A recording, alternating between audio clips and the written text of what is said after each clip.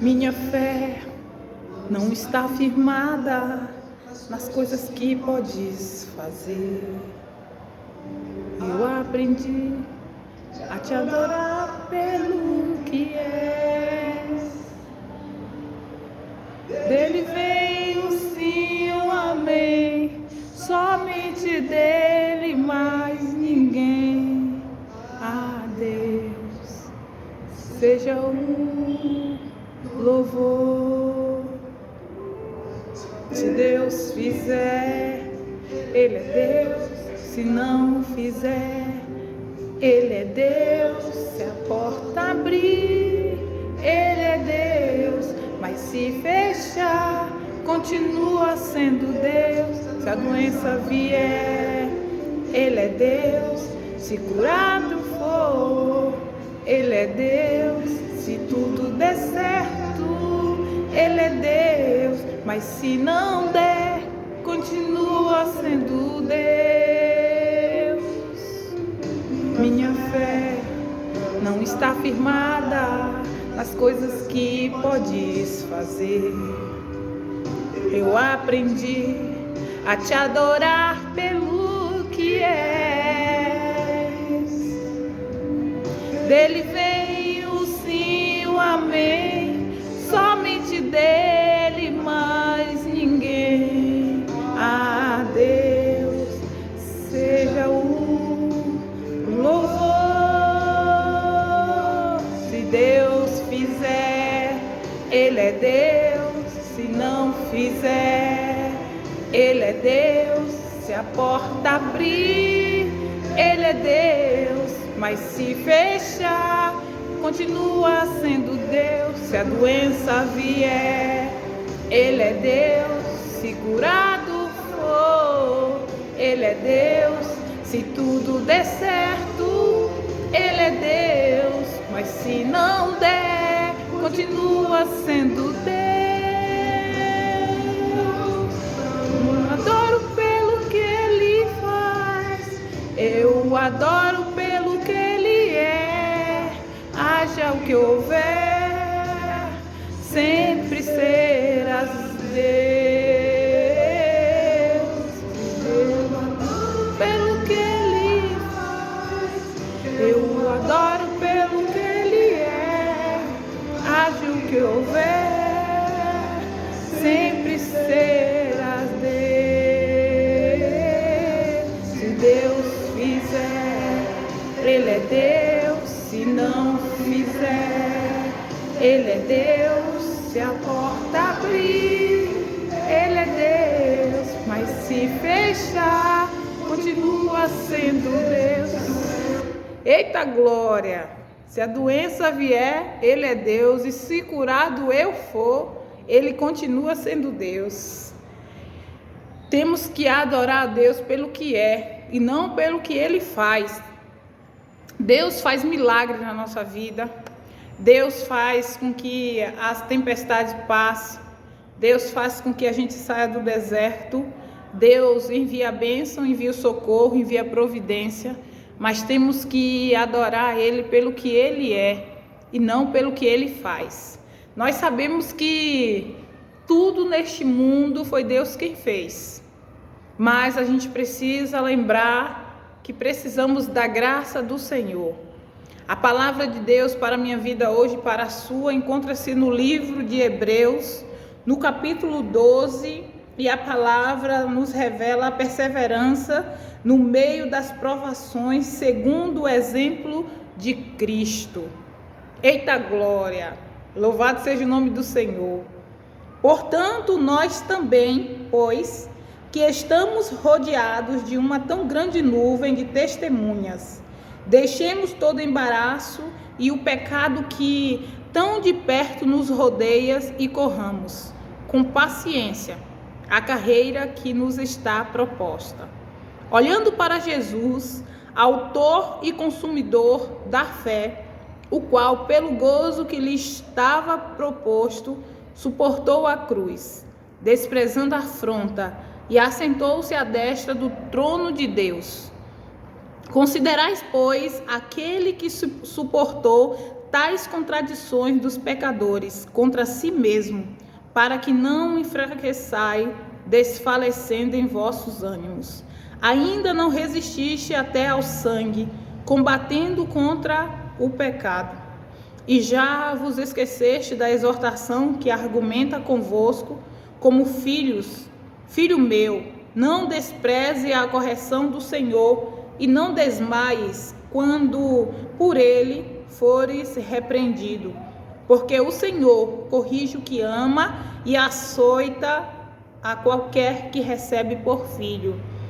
Se suportais a correção, Deus vos trata como filhos, porque que filho há a quem o pai não corrija?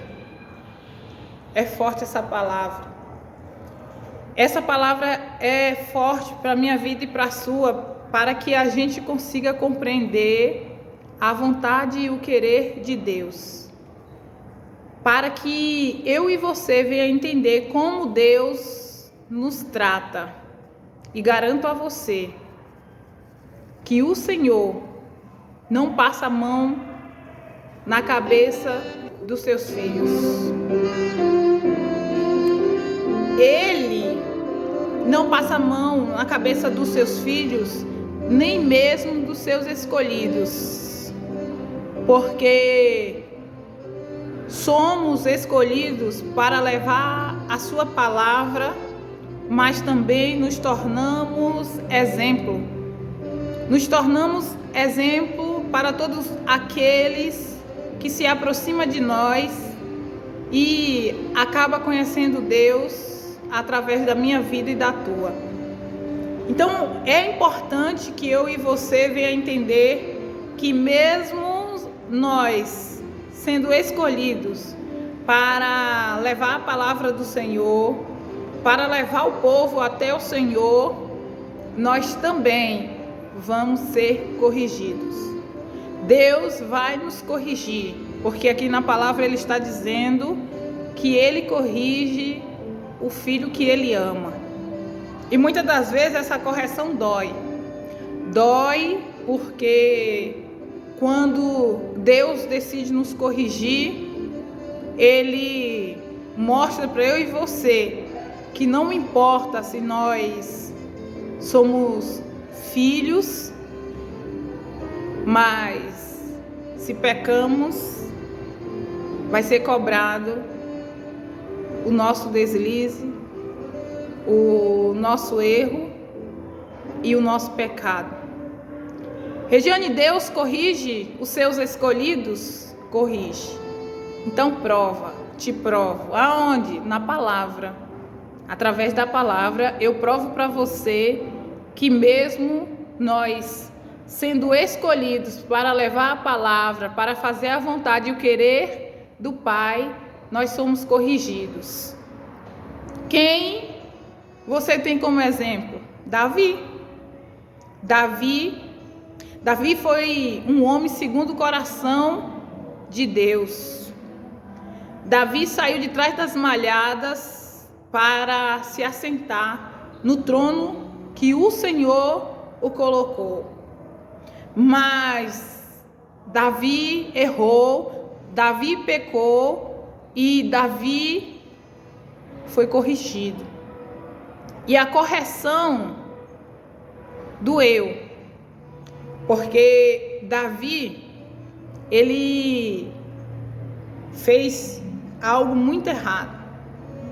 Ele cometeu um pecado horrendo contra o seu servo. Davi se interessou pela mulher de Urias, seu servo, e não mediu esforços para armar e preparar uma emboscada para o seu servo, para ficar com a mulher do seu servo, Batseba. E Davi se envolveu, se deitou com Batseba, e Batseba acabou engravidando. E nessa emboscada, Urias perdeu sua vida. Então, esse pecado foi um pecado muito triste que ele cometeu. Mas Deus se agradou do pecado que Davi cometeu? Não, de jeito nenhum. Pelo contrário, Davi sofreu uma correção muito séria por parte do Senhor. Deus corrigiu tanto a Davi quanto a Batseba, porque o filho que eles tiveram acabou vindo a óbito. Então, eu e você precisamos entender que se nós decidimos fazer a vontade e o querer do Pai, se nós, por livre e espontânea vontade, fizemos uma aliança com o Senhor, temos que honrar o nome de Deus. Não podemos profanar o nome do Senhor, para que essa correção não venha doer em nós da pior maneira possível. Porque, como eu estou te dizendo, Deus corrige os seus filhos, seus escolhidos. Então Deus não vai passar a mão na nossa cabeça se nós estivermos errados. Deus também não vai passar a mão na cabeça de pessoas que se levantam contra a minha vida e contra a sua, achando que nós não temos alguém que olha por nós, porque temos. Fazemos a obra e precisamos andar corretamente, mesmo que as pessoas não acreditem em nós, porque vai existir, sempre existirá, pessoas que sempre vão duvidar do meu caráter e do seu, principalmente porque nós falamos da palavra do Senhor. A perseguição é grande, mas se a gente estiver fazendo o que agrada ao Pai, se estivermos com a verdade, Deus é quem vai nos justificar. Então eu e você não precisamos temer, precisamos obedecer, precisamos ser fiéis ao Senhor, mesmo que ninguém acredite.